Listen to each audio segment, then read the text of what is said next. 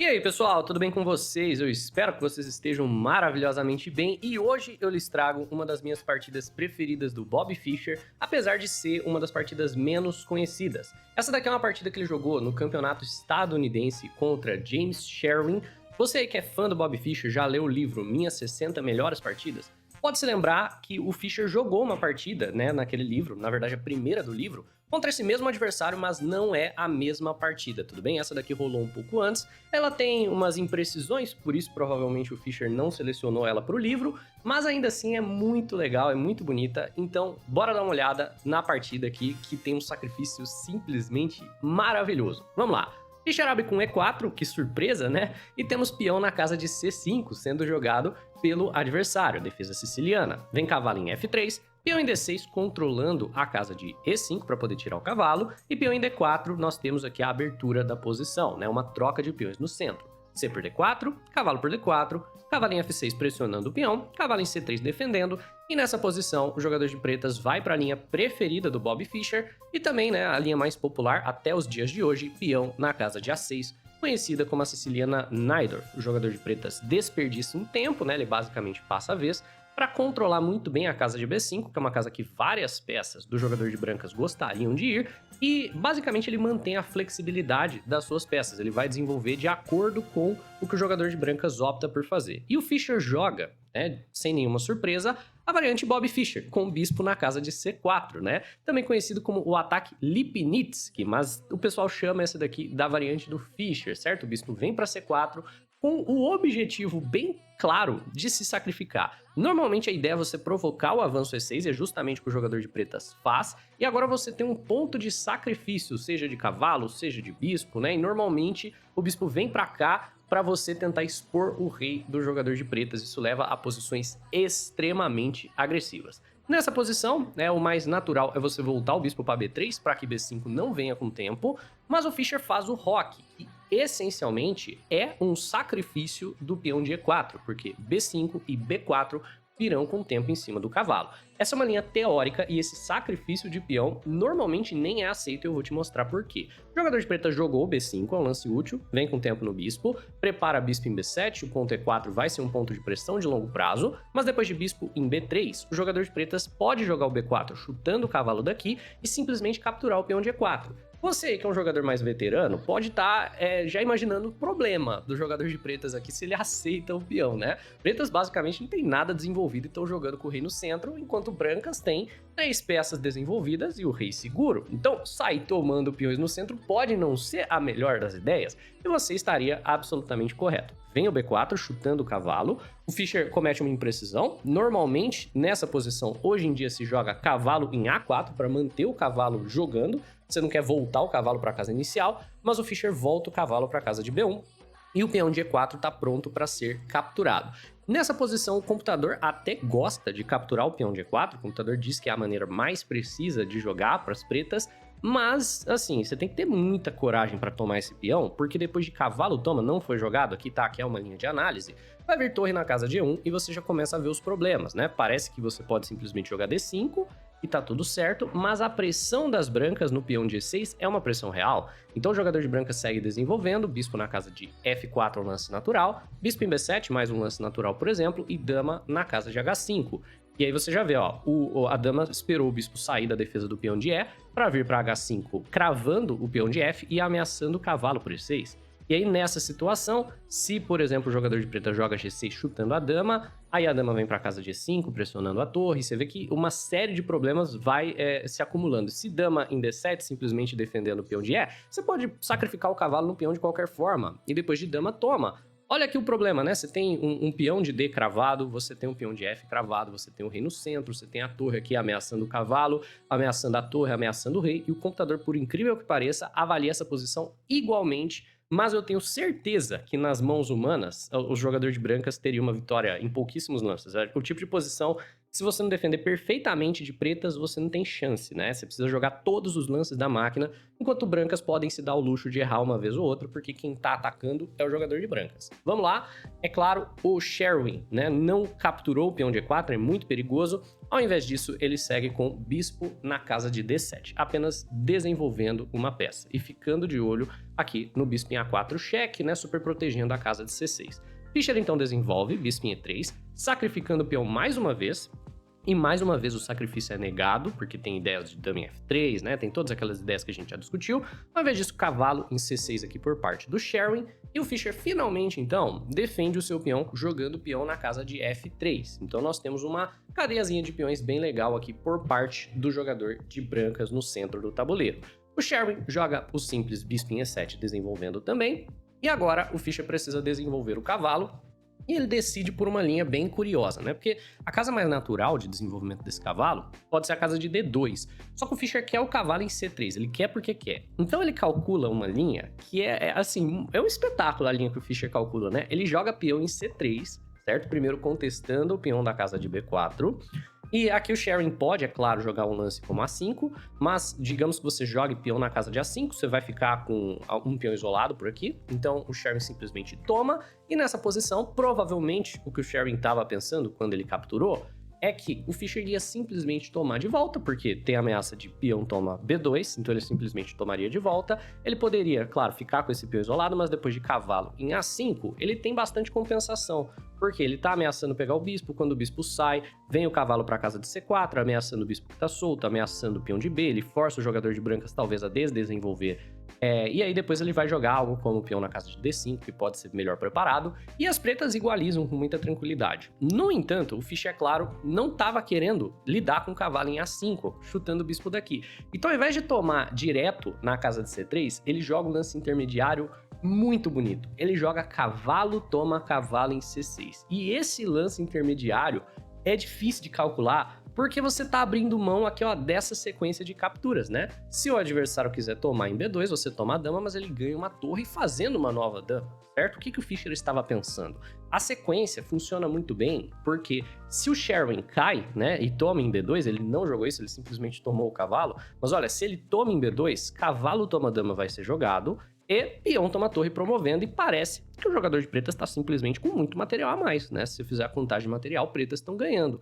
Só que no fim da linha tem bispo na casa de D4 e a dama fica presa. Então, você já vai perder o cavalo de qualquer forma. A gente joga aqui o que a gente chama de um lance que é um desesperado, né? É cavalo toma F7, ameaçando ganhar uma torre de graça. Se ele quiser salvar a dama, ele ainda fica com menos material. Então, rei toma F7 e agora bispo em D4. E depois de dama toma bispo. Beleza, pretas tem muito material pela dama, o material tá quase igual, mas a dama ainda é mais potente do que a torre, o bispo e um peão, né? Então a dama ainda vale mais a pena do que uma torre, um bispo, um peão e o rei no centro do tabuleiro.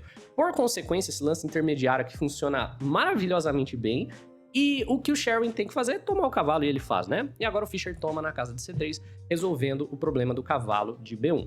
Então, aqui o Sherwin simplesmente segue fazendo o roque e o Fischer joga a torre na casa de C1, preparando um pouco de pressão em cima do bispo, né? Preparando um ataque descoberto.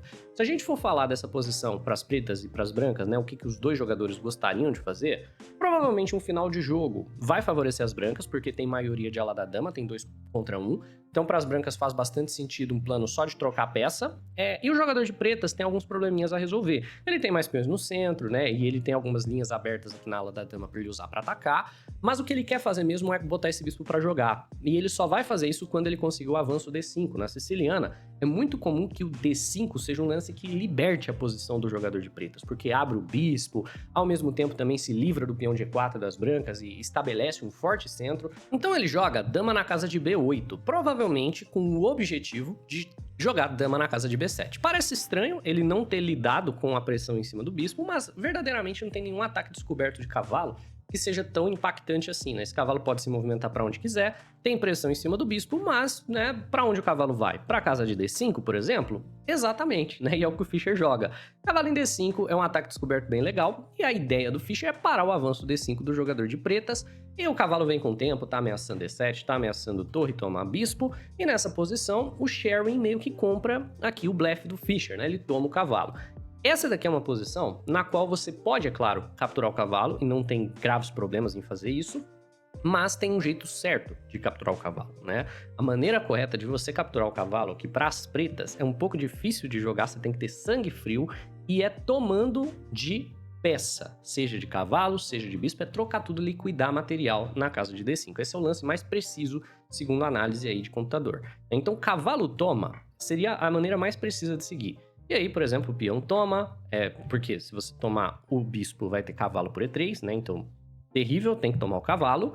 Bispo toma, peão toma, e essa posição parece completamente perdida para o jogador de pretas estrategicamente, porque o jogador de pretas tem 2 peões, né, dobrados isolados no centro, um peão isolado aqui na ala da dama, você tá trocando material numa posição onde o adversário tem 2 contra 1 na ala da dama, então parece que o jogador de pretas assume uma desvantagem tremenda.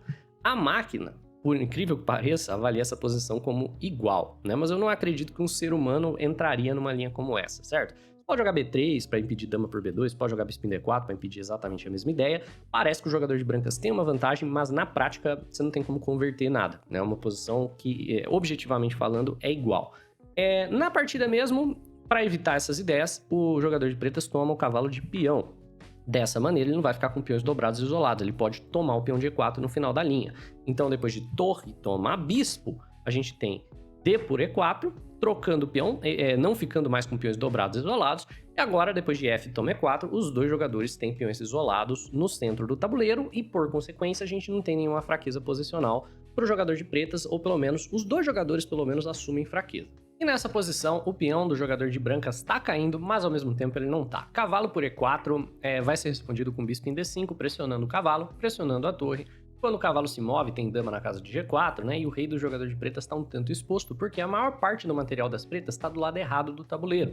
Por consequência, ao invés de capturar o peão, o jogador de pretas aqui joga dama em B5, que é uma manobra interessante, aproveitando que vem com tempo na torre, para passar a dama pro lado certo do tabuleiro. Ele quer jogar dama em E5, ele quer passar a dama para a ala do rei, onde ela pode, de fato, defender o rei negro. Então nós temos torre em B6 com tempo na dama, e dama em E5 aqui por parte do jogador de pretas. E agora o Bobby Fischer precisa defender o peão de E e o peão de B2, que estão sofrendo um duplo. Nessa posição, o que o Fischer faz é jogar bispo na casa de D4, e ele defende os dois peões taticamente. Tá defendendo o peão de B2, porque obviamente o bispo tá ameaçando a dama e defendendo o peão, mas ele também defende o peão de E4, porque ele abre a coluna E, então se dama toma E4, vai ser encontrado com torre na casa de E1. Essa é uma resposta que ganha o bispo. Por consequência, nós temos dama em G5 aqui por parte das pretas, que acaba sendo um erro bem considerável, e nessa posição o Fischer tem uma sequência que vence material de maneira forçada. Eu te convido a pausar o vídeo, tentar encontrar aqui uma vitória material forçada para o jogador de brancas. Não tá fácil, é uma sequência um pouquinho longa, até porque o Fischer mesmo não encontrou. Ele jogou dama em F3, que não é um lance ruim, mas definitivamente não era o lance que vencia de imediato aqui, né? Nessa posição, eu espero que você já tenha pausado, pensado por conta própria, se não, tá aí a sua segunda oportunidade. Já deixa o like no vídeo e se inscreve se não for inscrito. O que o Fischer deveria ter jogado é torre em B7, pressionando o bispo e também, muito importante, pressionando o peão de F7 com a torre. Porque se o bispo sai do meio do caminho, a pressão da torre ao peão de F7 é o que verdadeiramente vai vencer material. Então, tem uma sequência bem bacana que é você liberar essa diagonal para o bispo ameaçar a torre com o peão na casa de E5. E aqui é a vitória de material forçado, porque se você não toma, né, você vai ter problema, porque brancas vão tomar, vão ficar com o peão passado, e se você capturar, vai vir bispo em C5, ganhando a qualidade. Então, nessa posição, você não pode tirar a torre, porque vem bispo por F7, então o jogador de brancas vence a qualidade. O Fischer, como foi dito, não encontrou nessa sequência, provavelmente por isso que essa partida não foi parar no minhas 60 melhores partidas, né? O Fischer deixou algumas oportunidades passar, cometeu algumas imprecisõezinhas, mas coisas assim de ser humano mesmo, e jogou dama em F3, dando a oportunidade para as pretas fazerem uma manobra de cavalo bem legal. Então esse cavalo de F6, ele quer passar para E5, ele joga cavalo em D7 com tempo na torre, e depois de torre em B7, ele joga cavalo em E5. Diferente daquela linha, né? Esse lance vem com tempo na dama, não tem pressão em cima do bispo, porque não tem um cavalo em F6, então a dama defende o bispo e o cavalo defende F7. Então tá tudo muito bem guardado pelas pretas. Aqui, é claro, o Fischer pode só tomar o cavalo, mas ele quer manter a vantagem do par de bispos, então ele joga a dama na casa de E2. Então, preta joga um bispo em F6, solidificando o cavalo. E agora, tem uma ideia, né, de cavalo em F3 cheque, que é um lance bem forte, porque o bispo tá solto. Então, ó, o bispo, ele tá mirando aqui o bispo do Fischer. Então, se ele joga algo como torre em F5, cavalo em F3 cheque, essencialmente vai ganhar o par de bispos do jogador de brancas, né? Ele força uma troca, onde esse cavalo vai se trocar pelo bispo, basicamente, né? Então, torre toma cavalo, bispo toma, rei em H1, e pretas basicamente igualizaram aqui a partida porque ganharam um par de bispos. Saindo dessa ideia de cavalo em F3 cheque, o Fischer joga rei na casa de H1, e nós temos A5 por parte das pretas, ameaçando A4 para tirar o bispo daqui. Então, bispo em D5, pressionando a torre de A8 através do ataque descoberto, torre na casa de C8, pressionando talvez aqui a coluna C, com a ideia de torre C1 e troca de material, de peças pesadas ao longo da coluna C, e o bispo volta para a casa de C3 justamente para ficar de olho nessa ideia. E aqui ele também está defendido pelo peão, então ele sai dos descobertos de cavalo. Vem peão em A4, né, porque o bispo também ameaçava o peão, torre em A7, pressionando o peão, cavalo em G4 por parte das pretas. Como foi dito anteriormente, o jogador de pretas está tentando se livrar do par de bispos das brancas. Então ele quer muito a troca de bispos aqui, porque a pressão em cima do rei das negras é tremenda, né? Uma pressão absurda. E aqui, provavelmente, a melhor sequência para as brancas é manter o par de bispos jogando o bispo em D2 com o tempo na dama. Mas, na prática, na partida, o que o Fischer faz é, beleza, o meu último lance foi torre em A7 para pressionar o peão, né? Você jogou cavalo em G4, quer capturar o bispo aqui na casa de C3, você quer ganhar um peão aqui na casa de C3, só que se eu tomar o peão, provavelmente você não pode tomar um peão em C3. Então, torre toma A4, acaba sendo uma imprecisão, bispo toma C3, peão toma, e nessa posição, aqui, o oponente do Fischer captura o peão da casa de C3, que acaba sendo talvez um erro bem grave na posição, né? O lance mais preciso para as pretas aqui seria cavalo em E3, querendo trocar tudo e levar para um final de jogo, né? Então, se torre em E1, saindo do ataque do cavalo, cavalo toma bispo, peão toma, dama toma, e nós temos um final de jogo tanto igual aqui. Talvez a estrutura de peões das pretas um pouco mais saudável, mas bem empatativa esse final. Mas o jogador de pretas joga torre e toma peão. E é nessa posição que o Fischer imortaliza essa partida com uma sequência de lances impossível. É absurdo, é uma coisa linda, maravilhosa, né? Porque os dois jogadores possuem tema de mate na última fileira. Os dois jogadores estão com o rei sem ter para onde ir.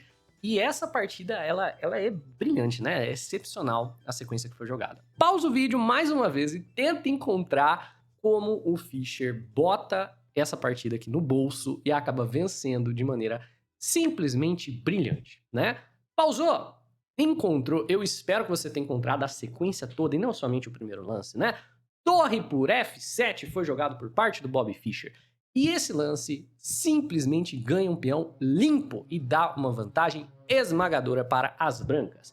Esse lance se baseia no fato de que a torre não pode simplesmente ser capturada, porque se torre toma, torre em A8, né, aproveitando da torre cravada, vence o jogo. Mas se você estava contando que as pretas iam tomar, você não calculou isso aqui direito, foi mal, né? Você tá jogando assim o xadrez da esperança. Você joga um lance na esperança do seu adversário levar mate em 2. Mas não, né? O jogador de pretas pode jogar de maneira mais precisa isso daqui.